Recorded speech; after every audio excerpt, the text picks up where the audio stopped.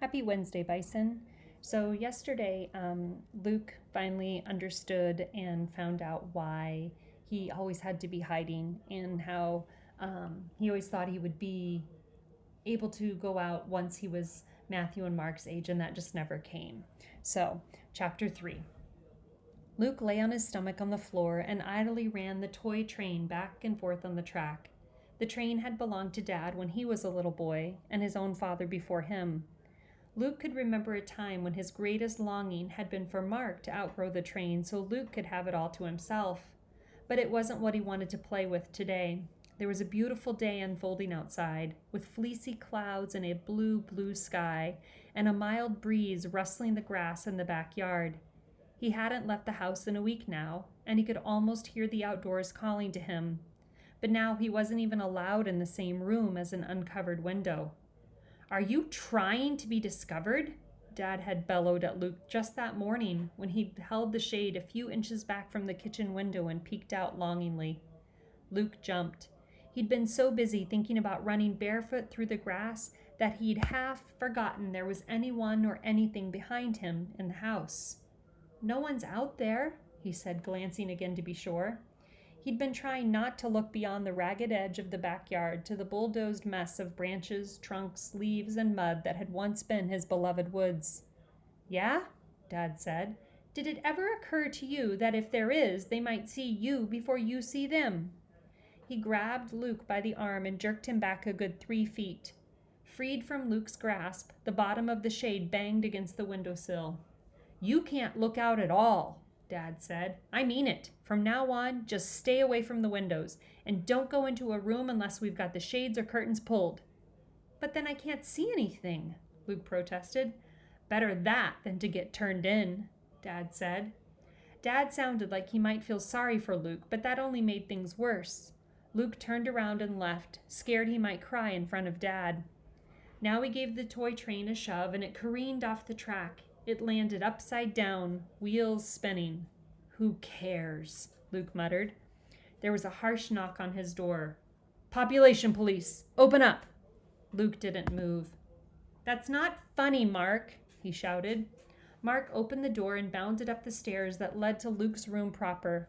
Luke's room was also the attic, a fact he had never minded.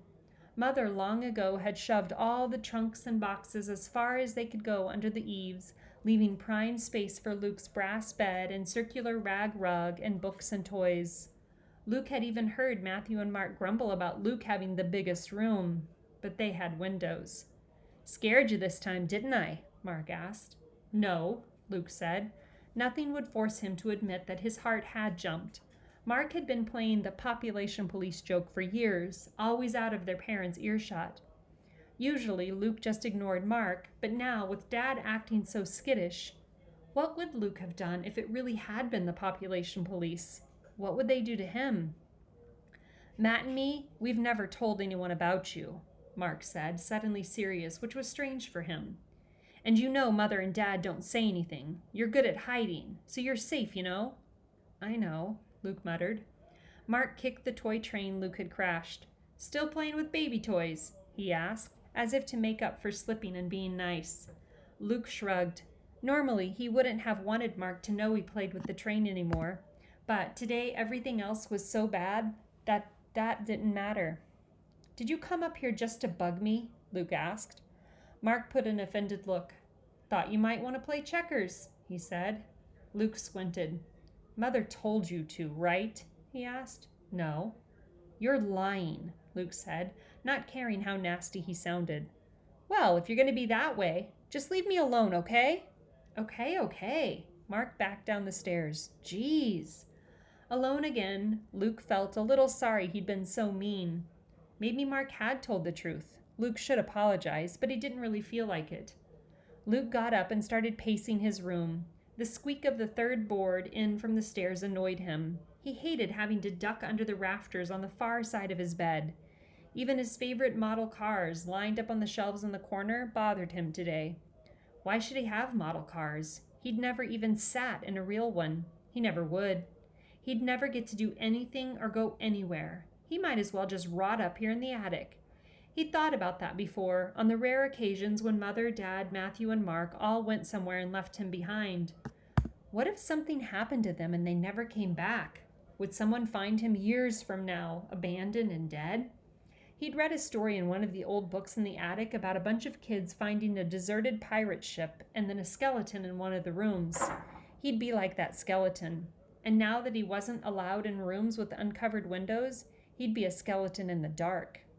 Luke looked up automatically, as if to remind himself that nothing lit the rafters but the single bulb over his head. Except there was light at either end of the ceiling, leaking in under the peak of the roof. Luke stood up and went to investigate. Of course, he should have remembered.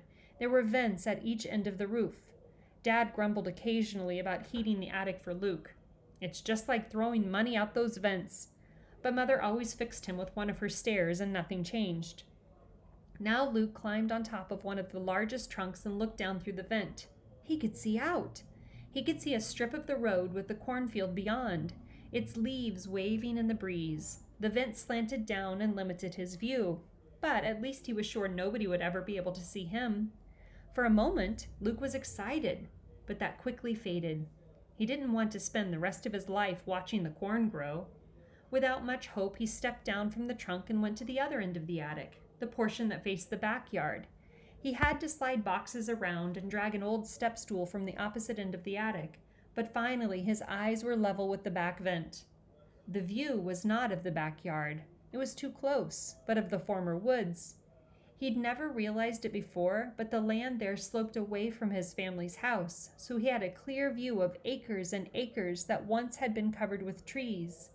The land was abuzz with activity now. Huge yellow bulldozers shoved brush back from a rough road that had been traced out with gravel. Other vehicles Luke couldn't identify were digging holes for huge concrete pipes. Luke watched in fascination. He knew tractors and combines, of course, and had seen his dad's bush hog and manure spreader and gravity wagons up close in the barn. But these machines were different, designed for different jobs, and they were all operated by different people. Once, when Luke was younger, a tramp had walked up to the house, and Luke had only had time to hide under the sink in the mudroom before the man was in the house, begging for food. The door of the cabinet was cracked, so Luke had been able to peek out and see the man's patched trousers and holey shoes. He'd heard his whiny voice. "I ain't got no job, and I ain't ate in 3 days. No, I can't do no farm work for my food. What do you think I am? I'm sick. I'm starving." Other than that tramp and pictures in books, Luke had never seen another human being besides his parents and Matthew and Mark. He'd never dreamed there was such variety. Many of the people running the bulldozers and shovel contraptions were stripped of their shirts, while others standing nearby even wore ties and coats. Some were fat and some were thin, some were browned by the sun, and some were paler than Luke himself, who would never be tan again. They were all moving, shifting gears and lowering pipe, waving others into position, or, at the very least, talking at full speed. All that activity made Luke dizzy. The pictures in books always showed people still.